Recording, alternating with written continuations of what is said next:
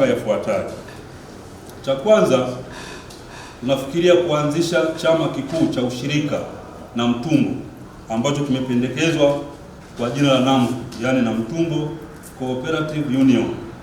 Chama hiki kitatusaidia yafuatayo. Kwa sasa hivi watu wanaolima korosho ukanda ule wa Rusewa Msisima Magazine wanauzia korosho Tunduru kwenye chama kingine. Kwa hiyo hata wakati wa mnada sisi hatuna hiari ya kuchagua bei. Lakini hata mapato ya ushuru sisi tunafikiriwa kama hisani wakati ni haki yetu, ni kwa sababu tuko kwenye chama cha wenyewe. Kwa hiyo tumefikiria tuna kila sababu ya kujitoa, kwanza kuunda chama chetu, kujitoa SONAMCO, kwa sababu yako mambo mengi pia SONAMCO hayatutendei haki. Kwa mfano tunapoagiza mbolea inatoka Dar es Salaam, inapita na Mtumbo inakwenda Songea. Alafu Songea ndio wanatusafirishia kwenye maroli yao wanatuletea na Mtumbo. Kiasi ambacho ingefika mbolea na Mtumbo, maroli ya Mtumbo yangetumika, vijana wa Mtumbo wangetumia kuisambaza hiyo mbolea, uchumi wa Mtumbo ungekuwa. Lakini hayo yote yanafanyika na SONAMCO. Lakini pia hata mbegu zinatoka na Mtumbo zinafika Songea, alafu Songea ndio wanatuletea sisi, tunavigawa kwenye vyama vya msingi. Sio hilo tu, hata ujenzi wa miundombinu. Sasa hivi maghala, ofisi, majengo ya uwekezaji yote yanajengwa Songea mjini. Kwa hiyo tukichelewa kujigawa, na kanuni zao zinasema mnapogawana mali sio hamishika, hamwezi kugawana. Maana yake tutawaachia miradi mingi sana Songea, sisi tutabaki watupu. Imefika wakati sasa na sisi tumeona uko umuhimu wa kujitoa.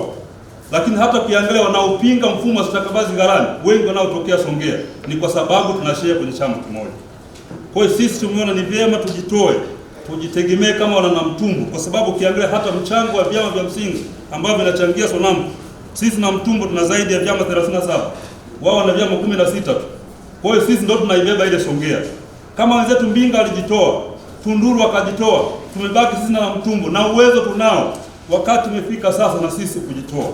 Leo kumwena na mambo mengine, tutalishauri baraza likikubaliana, basi hoja hii iweze kupitishwa, itachakatwa kwenye kamati ya fedha, wataalamu watapitia, watachakata kuelekea kujitoa kwa SONAMCO na kubaki na NAMCO na Mtumbo Cooperative Union. Kwa hiyo mikakati yote, mipango yote itakayofanyika itapita kwako Mheshimiwa DC, ili kuomba ushauri na ushirikiano wa karibu ili mambo yaweze kwenda vizuri. Hili ni nyeti sana na wakati huu ni sahihi kwa kuijenga na Mtumbo mpya. Ni wakati sahihi wa kuunda chama hiki. Ukija kuangalia katika vyama vinavyounda SONAMCO, vyama 53, vyama 37 vinatoka na Mtumbo. Vyama 16 tu ndio hivyo vinapatikana Songea. Kwa maana sisi ndio wachangiaji wakubwa katika chama kikuu cha SONAMCO. Hivyo ni wakati sahihi wa kujitoa na kuwa na chama chetu ambacho ni NAMCO. Sasa Mheshimiwa Mwenyekiti, chama hiki kama tutakuwa tumesimama na kuamua kutujengea sisi wenyewe na tukasimama vizuri kukiunda chama hiki, tutakuwa na manufaa makubwa sana. Moja, tumeangalia katika ushuru tunakusanya, tunategemea kwamba tunapata mbegu turudishe kwa wananchi wetu. Lakini fedha hizi zinapokusanywa moja kwa moja zinakwenda mkoani SONAMCO, ambapo zingetakiwa ziingie kwenye akaunti yetu na ingeongeza trend ya mapato katika halmashauri yetu. Sasa kama chama hiki kitakuwepo, manake sasa tutakwenda kusimama imara na kwenda kuongeza mapato kwenye halmashauri yetu na kusimamia vizuri chama hiki ambacho kipo kwenye maeneo yetu. Mheshimiwa Mwenyekiti, kwa kuijenga na Mtumbo mpya, ninaomba jambo hili likakamilike. Naomba Mheshimiwa Diwani muniunge mkono, hoja hii ya msingi sana. Mheshimiwa Mwenyekiti, naomba kutoa hoja. Na tumekubaliana mambo mengi hapa.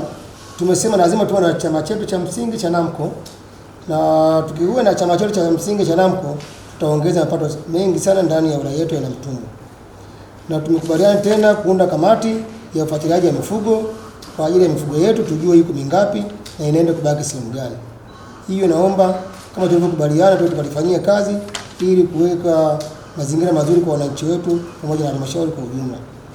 Tumekubaliana hapa swala la ucheleweshaji wa malipo na upitishaji wa dokumenti ya halmashauri. Mimi niwaambieni, mkurugenzi anafanya kazi mpaka usiku. Anaweza akafanya kazi ikifika saa 10 na kulala, lakini akija saa 12 anarudi tena kusaini makablasha. Lakini changamoto iliyopo sio kwa yeye, kwa watu wake wa chini, ndio wanaotufelisha. Na ndio inapelekea leo miradi mingi inachelewa. nenda rudi. Amesema Mheshimiwa Tilia Mpombo hapa kwamba watu wanakuja kupitisha malipo hapa, lakini wanakuja kupitisha dokumenti hapa wanakaa zaidi ya siku 5 au 10. Lakini tunashindwa kuwafikiria wale watu wanapokuja kupitisha hayo malipo au kupitisha hizo dokumenti hapa, hawana kitengo chochote tulichowatengea cha kujikimu hapa. Mtu anazunguka hapa kila siku, tunaamua kumwangalia tu. Mtu wa masijara anaweza akachukua makablasha akawa anayabeba akasema anayapeleka kwa mkurugenzi, mwisho wa siku akawa mwenyewe ameondoka, anaamua kuyaacha pale pale. Mimi ni waombe tusiishi kwa mazoea, kwa sababu tumesema tunaitaka na mtumbo mpya. Sasa twende pamoja, tukienda pamoja na mtumbo mpya itafanyaje? Itapatikana. Lakini kama tutakuwa tupo separate, tunasambaratika, na mtumbo mpya hiyo haitakuja kupatikana. Ni waombe twendeni tushirikiane kuijenga na mtumbo kwa umoja wetu. Hatuna pa kukimbilia.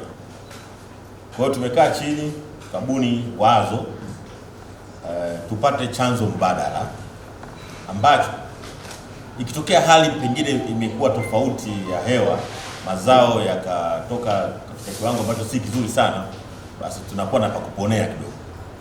Lakini hapo sio mwisho kwa miradi hii mitatu ya kimkakati. Tunafikiria hata katika bajeti yetu tutakayoiandaa kuja na mradi mwingine ambao sasa wenyewe hamna haja ya kufanya wasilisho hapo, kiwanda cha kuzalisha tofali, paving na vitu kama hivyo.